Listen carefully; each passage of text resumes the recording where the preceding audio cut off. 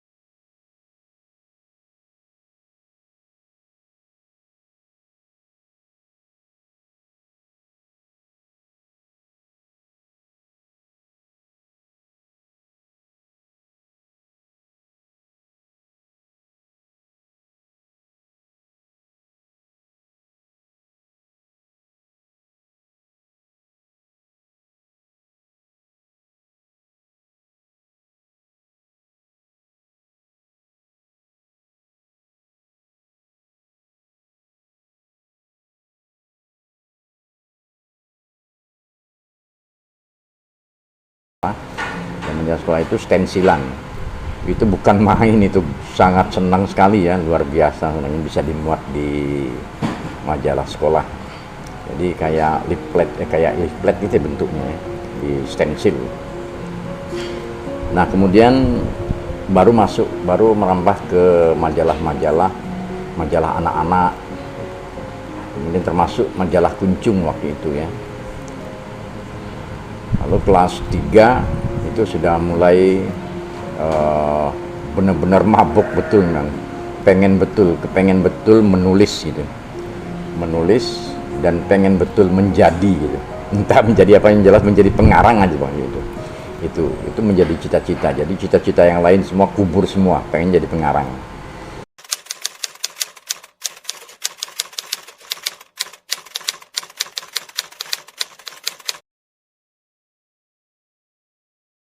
Dan itu sekolah terganggu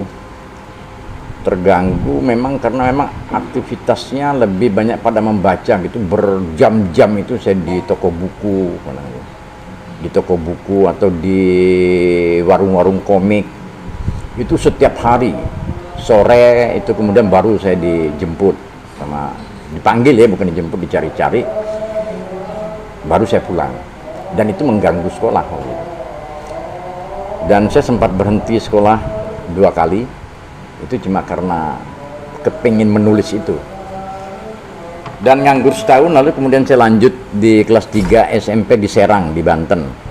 Nah di Serang itulah, itu semakin jadi.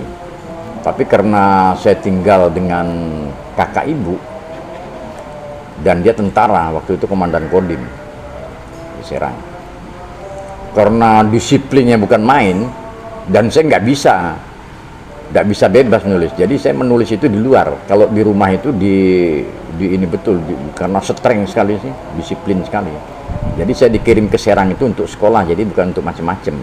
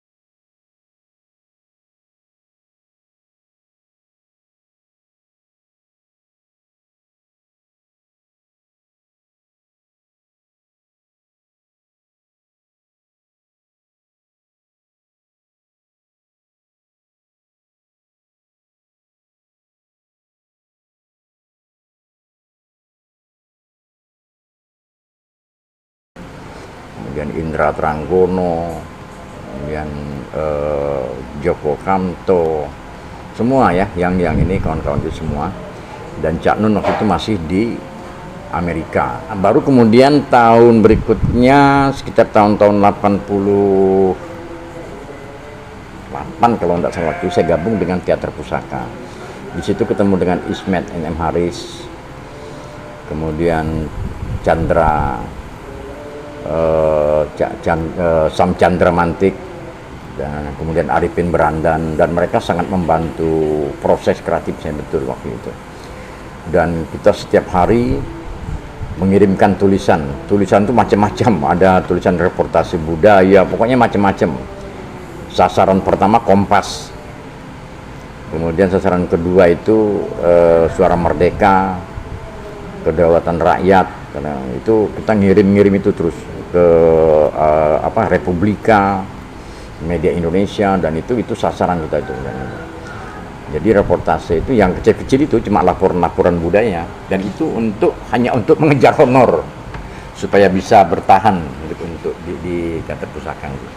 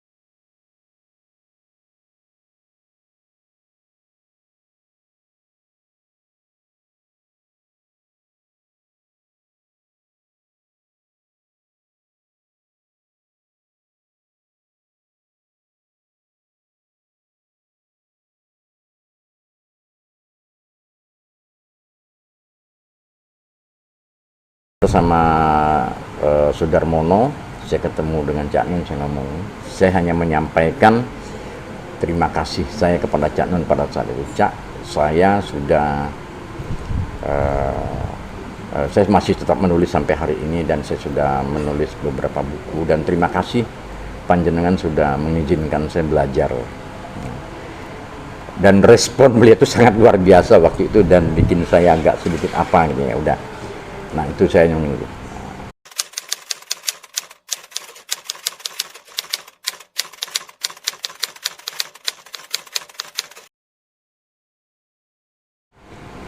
Jadi saya tidak pernah belajar langsung kepada seseorang langsung bagaimana cara menulis puisi atau bagaimana cara menulis artikel, itu tidak. Saya lebih banyak pada membaca dan cara berpikir orang ya. Jadi saya mau membaca cara berpikirnya orang gitu. Jadi bukan bagaimana cara menulis, tidak gitu. Jadi cara berpikirnya orang, kenapa mereka bisa menulis seperti ini.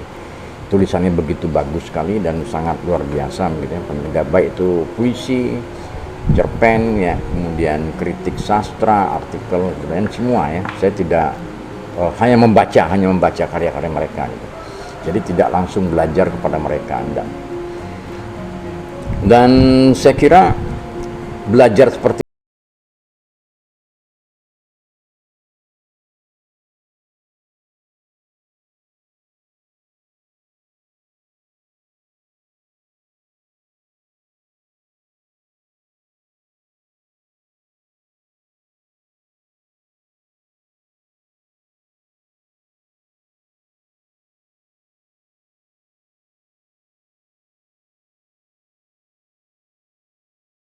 belajar itu tidak harus memang berhadap-hadap dengan guru lalu kemudian enggak seperti itu, atau kemudian bolak-balik datang seperti itu, enggak.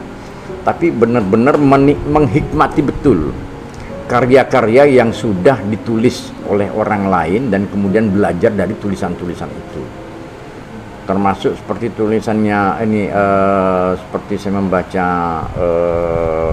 puisi-puisinya Trakl ya, yang penyair Jerman itu, dan itu sangat dahsyat dan luar biasa gitu.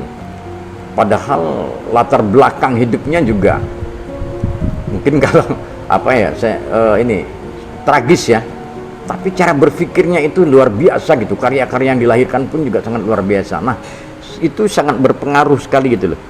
Jadi karya itu bisa kita membaca cara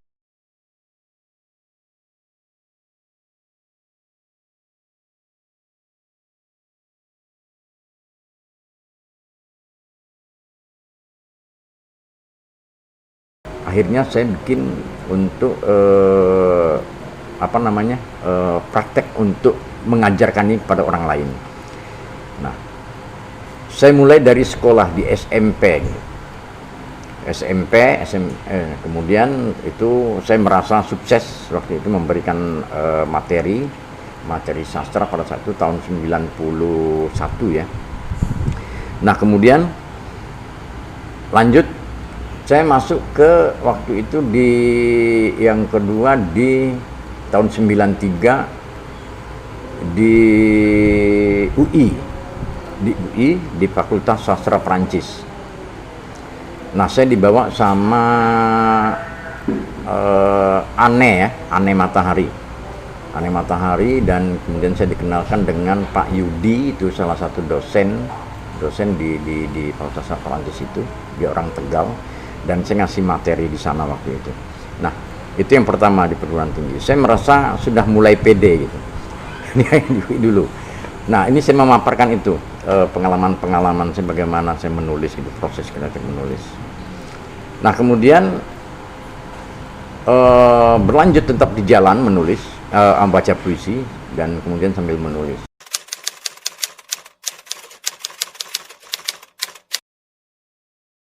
Dan barulah saya menyentuh surat kabar,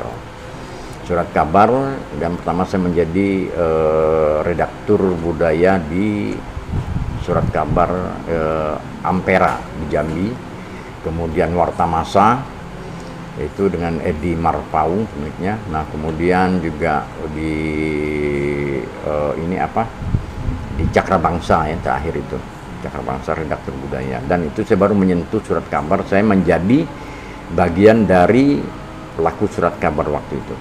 Nah, jadi di situ saya baru ini. Jadi akhirnya di situ saya baru bisa membaca kemampuan saya gitu. Ternyata saya hanya bisa membuat pertama puisi, cerpen, dan kemudian kritik puisi. Karena itu yang paling banyak saya pelajari dan itu yang paling banyak yang saya baca gitu. Dan sampai hari ini saya lebih banyak menulis puisi dan kritik puisi.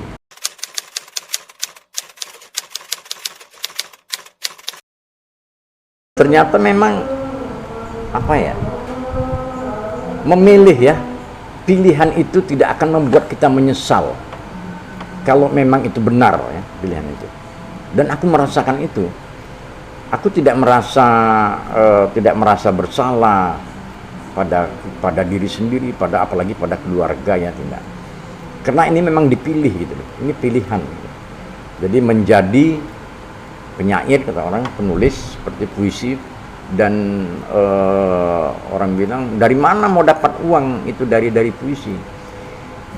Nggak bisa memang ya, kalau memang dari puisi nggak bisa. Dan kita harus punya aktivitas yang lain yang memang nafasnya harus sama. Kalaupun tidak sama, tidak artinya sama juga dengan dunia menulis dan dunia cuap-cuap gitu ya, mengajar itu kan gitu. Itu mengekspresikan beban pengetahuan yang kita sudah punya, dan itu kalau dibiarkan itu bisa menghambat juga, dan salah satunya saya ekspresikan dalam bentuk mengajar. Nah, saya ingin membuat metode sendiri untuk mengajar.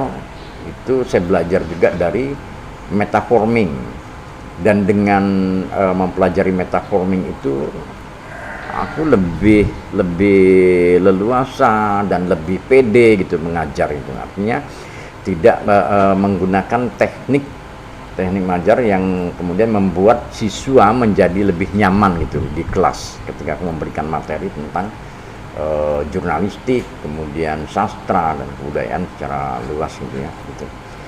Jadi ini pilihan, artinya tidak terbebani oleh apapun gitu. Nah, yang penting kita sudah siap bisa membuat jalan untuk melanjutkan hidup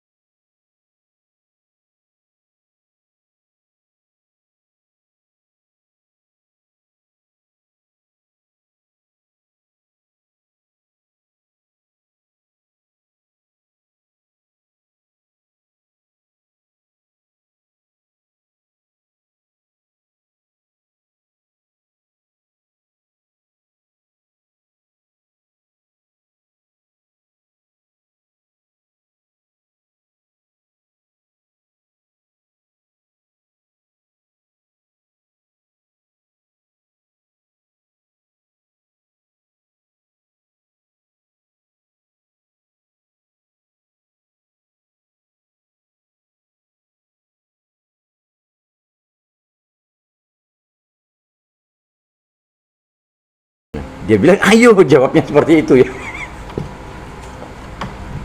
Karena terus terang, selama ini aku tidak pernah bisa merayu orang dengan